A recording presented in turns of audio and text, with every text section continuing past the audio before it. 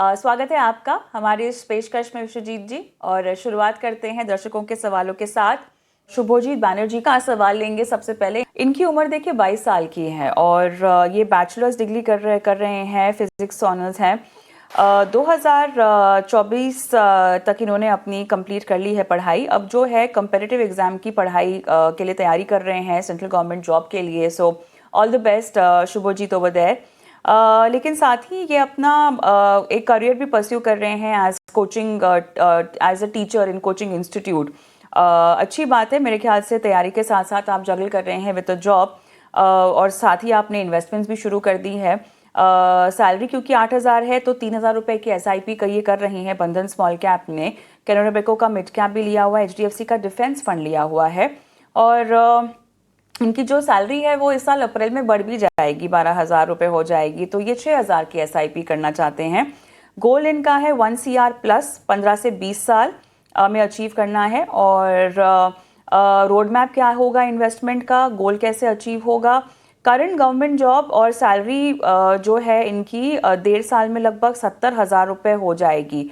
और तब यहाँ पर इनको जो है अच्छा खासा रिटर्न कैसे मिलेगा अपने इन्वेस्टमेंट्स को बढ़ाकर, ये भी ये पूछ रहे हैं। Best possible approach to gain maximum amount of return. Maximum amount of return के लिए शुभजीत सबसे बड़ा नुस्खा है पेशेंस। तो वो तो आपको रखना होगा, और क्योंकि आपके गोल्स भी लंबी अवधि के हैं तो आपको पेशेंस अपने आप मेरे ख्याल से ये समय अवधि सिखा देगी। लेकिन अच्छी बात यह है कि आपने शुरुआत बहुत अच्छे टाइम पर की है विश्वजीत जी। देखिए 22 साल की उम्र है। इन्होंने अब अपनी आगे की पढ़ाई के लिए पढ़ाई भी शुरू कर दी है, साथ में जॉब भी कर रहे हैं। 12,000 आपकी सैलरी हो भी जाएगी अप्रैल में, so congratulation in advance for that.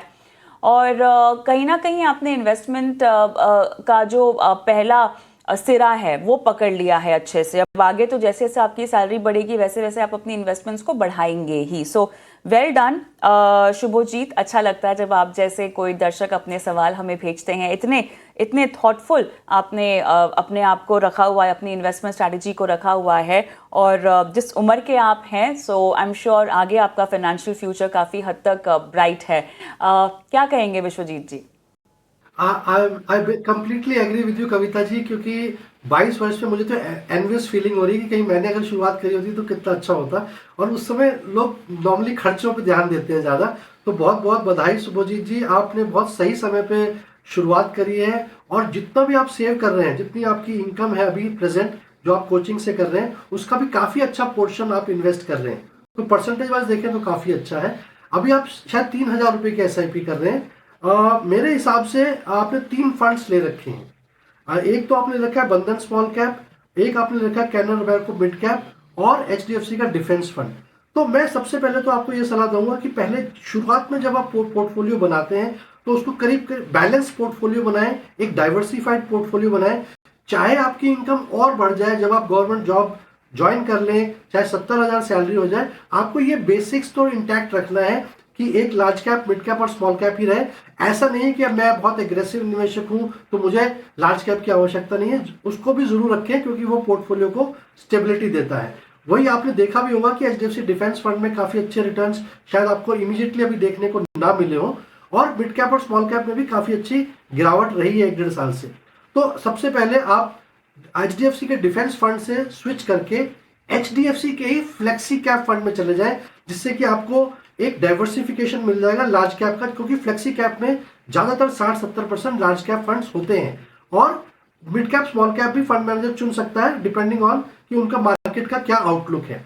तो ये थोड़ा सा बदलाव, आप डिफेंस फंड से निकलकर आप आ जाए HDFC के फ्लेक्सी कैप फंड में।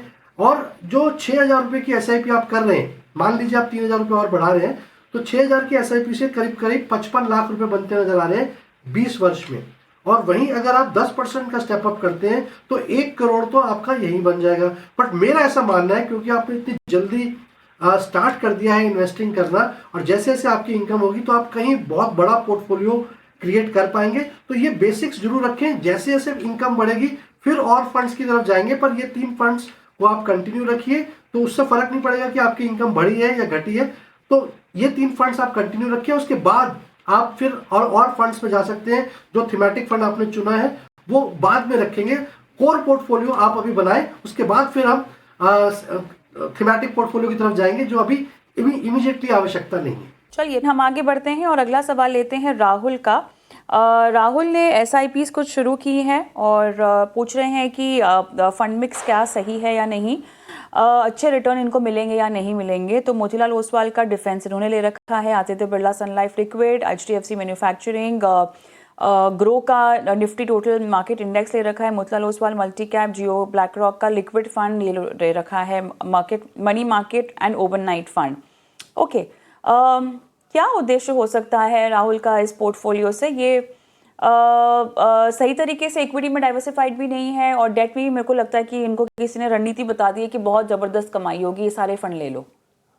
बिल्कुल कविता जी, मुझे ऐसा लगता है थोड़ा सा डायरेक्शनलेस है, कोई ऑब्जेक्टिव ओवरऑल पोर्टफोलियो में नजर नहीं आ रहा है अभी। दो लिक्विड फंड्स हैं, मतलब एक लिक्विड फंड पर्याप्त है। अगर आप इमरजेंसी फंड भी बनाना चाहते हैं तो एक लिक्विड फंड पर्याप्त है, दो लिक्विड फंड्स की आवश्यकता बिल्कुल नहीं है। और वहीं पर दो थीमेटिक फंड है और सेक्टोरल फंड है। देखें, मोतीलाल ओसवाल का फिर से एक डिफेंस फंड है और एक मैन्युफैक्चरिंग फंड है HDFC का।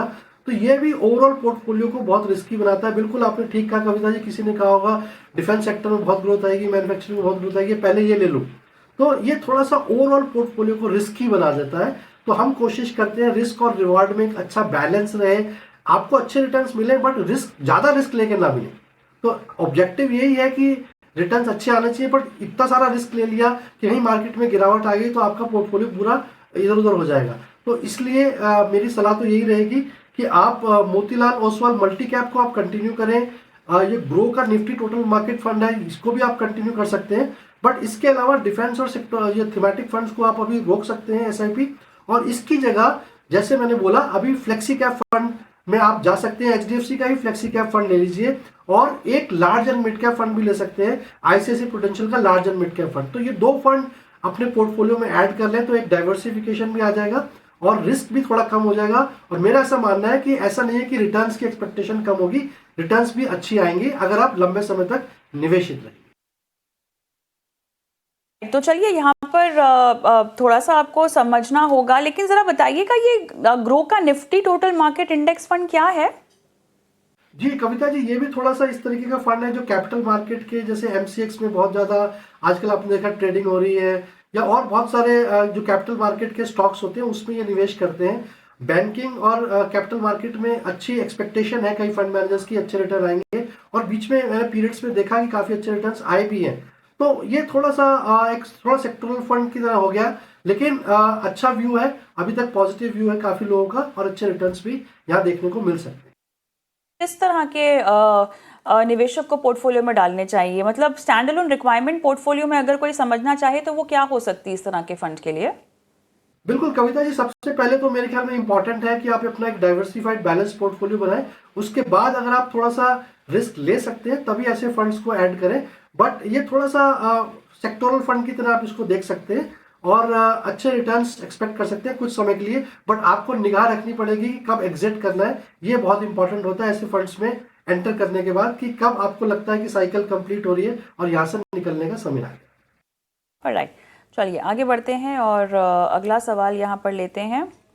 ये आखिरी सवाल होगा, कुलदीप जी का सवाल लेंगे। 48 साल की इनकी उम्र है, टोटल वैल्यू 28 लाख है, म्यूचुअल फंड्स की 2 करोड़ रिटायरमेंट के लिए इकट्ठा करने हैं, ICICI blue chip, mirror asset large cap और कोटक का फ्लेक्सी कैप इनके पास है। सभी लार्ज कैप इन्होंने पोर्टफोलियो में रखे हुए हैं, रिटायरमेंट का गोल है, लेकिन बताया नहीं इन्होंने कितना इनको इकट्ठा करना है, तो डिटेल्स के लिहाज से बहुत कमी है, बट सभी लार्ज कैप ले रखे हैं, क्या कहेंगे? बिल्कुल कविता जी, ये थोड़ा रिवर्स है। ज्यादातर लोगों के पास मिड कैप स्मॉल कैप है, पर इनके पास 2 लार्ज कैप है। तो यहाँ पे लार्ज कैप में जो टॉप स्टॉक्स होते हैं 100 स्टॉक्स होते हैं और ज्यादातर लार्ज कैप फंड्स को अगर कंपेयर करें तो उनमें ओवरलैप नजर आता है। तो मेरे हिसाब से इन दोनों फंड्स में भी ओवरलैप है। तो मैं सजेस्ट करूंगा कि मिरर एसेट का जो लार्ज कैप फंड है इसकी जगह मिरर एसेट का मल्टी कैप फंड ले लें, क्योंकि कहीं ना कहीं मिड कैप स्मॉल कैप अभी मिसिंग है पोर्टफोलियो में। तो मल्टी कैप से मिड कैप और स्मॉल कैप का भी डाइवर्सिफिकेशन पोर्टफोलियो में ऐड हो जाएगा और ज्यादा चेंज करने की आवश्यकता नहीं पड़ेगी। कोटक फ्लेक्सी कैप में और ICICI ब्लू चिप में बने रहें, ये दोनों ही बेहतरीन फंड है। इसके अलावा अगर हम देखें कविता जी, इनके पास 28 लाख रुपए इनका कॉर्पस अभी एग्जिस्टिंग कॉर्पस है।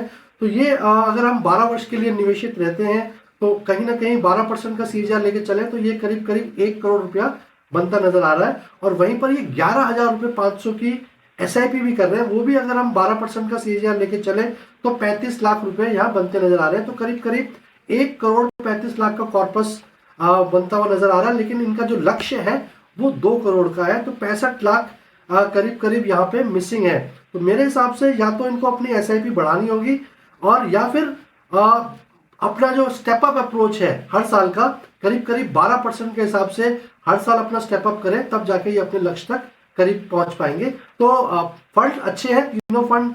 मैंने जो बदलाव करा उसमें थोड़ा सा एक बदलाव कर ले, मल्टी कैप फंड ऐड कर ले, एसआईपी कंटिन्यू करें और कोशिश करें जितना स्टेप अप हो सकता है उतना स्टेप अप बढ़ाएं ताकि आप अपने कॉर्पस के गोल के अचीव कर पाए। चलिए, तो यहाँ पर एक तो अगर कुलदीप जी आप हमें सुन सकते हैं तो अपने सवाल आप जो है हमें फिर से अगर चाहें तो भेज सकते हैं। और दूसरा जो बदलाव आपको बताए गए हैं, क्योंकि क्लैरिटी नहीं है देखिए आपके सवाल में, आपको रिटायरमेंट का अगर गोल करना है तो उसके लिए बहुत सारी चीज़ों की ज़रूरत होती है। विश्वजीत जी, अगर आप कुछ बताना चाहें कुलदीप को कि अगर सवाल वापस भेजें तो क्या क्या चीज़ें हमारे लिए जानना ज़रूरी है ताकि हम उनकी प्लानिंग करवा सके ठीक से।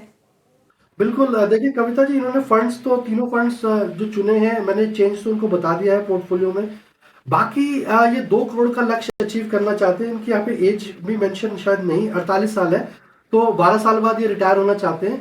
तो कोशिश मेरे ख्याल में सबसे पहले तो इनको ये कंसिडर करना पड़ेगा कि इनका महीने का खर्च कितना है और 12 वर्ष में अगर इन्फ्लेशन ऐड ऑन करें तो कितना खर्च इनको रिटायरमेंट के बाद चाहिए होगा, उसके हिसाब से प्लानिंग करें तभी इंपॉर्टेंट है।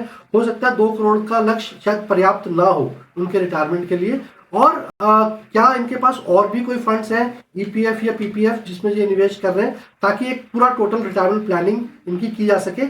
और रिटायरमेंट प्लानिंग के लिए बहुत आवश्यक है कि जब वो रिटायरमेंट के आसपास पहुंचे तो इक्विटी से करीब करीब थोड़ा सा कम एक्सपोजर करें और या तो किसी डेट फंड की तरफ स्विच ऑन करें या फिर हाइब्रिड कैटेगरी की तरफ स्विच ऑन करें। ऐसा नहीं है कि प्योर इक्विटी की तरफ निवेशित रहे, तो एसेट एलोकेशन भी अवश्य करें। बिल्कुल। चलिए, ये तो हमने आपको एक रफ मैप बता दिया है, लेकिन बहुत ज़रूरी है कि आप अपनी डिटेल्स हम तक पहुंचाएं ताकि हम क्लियरली आपकी प्लानिंग करें और आपकी सहायता करें। फिलहाल जो आपको सलाह दी गई है उस पर आप अमल कर सकते हैं कुलदीप जी। लेकिन इसी के साथ शो भी समाप्त करने का समय हुआ। बहुत बहुत धन्यवाद विश्वजीत जी, आपने समय दिया और आज पोर्टफोलियो प्लानिंग की दर्शकों की हमारे